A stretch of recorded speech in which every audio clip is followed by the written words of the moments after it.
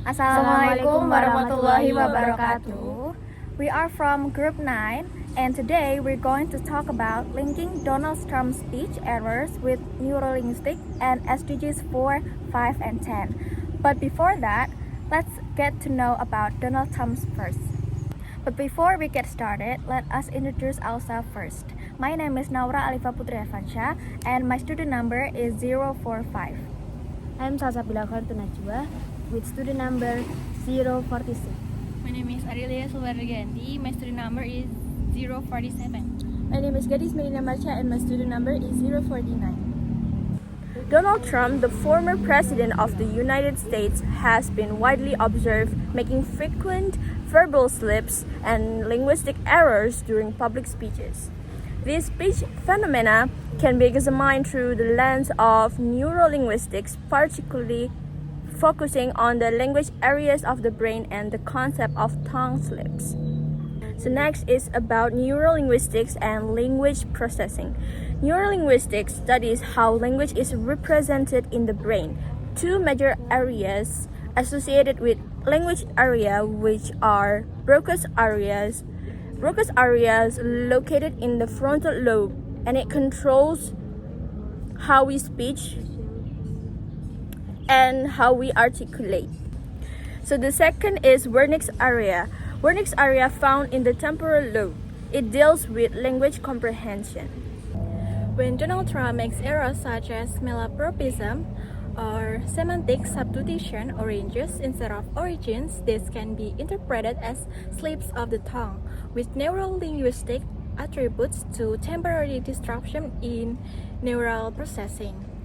These slips often occur when there is a high cognitive load or stress, affecting the fluent coordination between Broca's and Wernicke's areas. According to Level's model of speech production, such a slip can occur during the formulation stage where lexical and grammatical encoding takes place. When Trump, for instance, substitutes for word or struggles with syntax, it may reflect interference or overload at the lexical selection or phonological encoding stages. Next, we're going to move on to connection to the SDGs. Number 1 is SDG 4, which is quality education. Understanding neurolinguistic and public figures language use highlights the importance of language awareness and critical listening as part of education. If the students are educated about how the brain processes language and why even prominent individuals can make errors, it fosters better communication literacy. Number 2 is SDG 4, which is gender equality. Speech analysis also reveals how language can reflect implicit biases. Trump has been criticized for sexist and gendered language.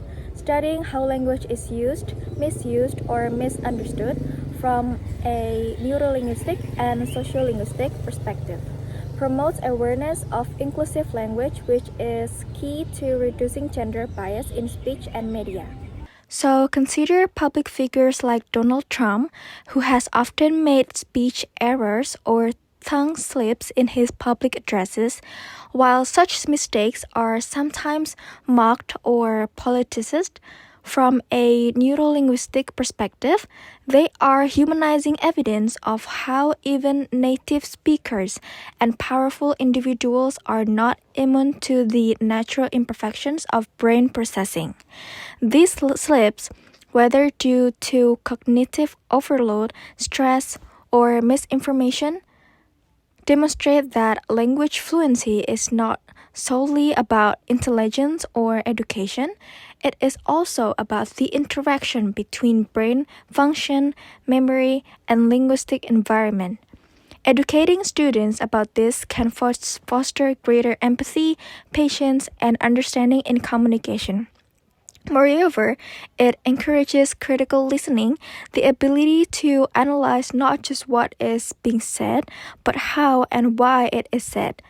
When students are trained to evaluate speech using tools from neurolinguistic and sociolinguistic, they become more discerning consumers of media, more respectful in debates, and more reflective in their own communication. In this way, Integrating brain-language science into curricula supports quality education by enhancing students' language awareness, promoting scientific literacy, and preparing them to engage more thoughtfully with the world.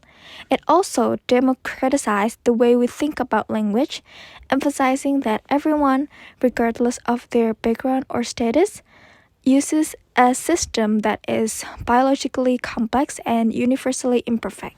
Neurolinguistics helps us understand how biased language may be internalized and how miscommunication can reinforce social hierarchies. Promoting accurate and respectful language use contributes to reducing linguistic and social inequalities. So I think that's all from us. Thank you for watching. Wassalamualaikum warahmatullahi wabarakatuh.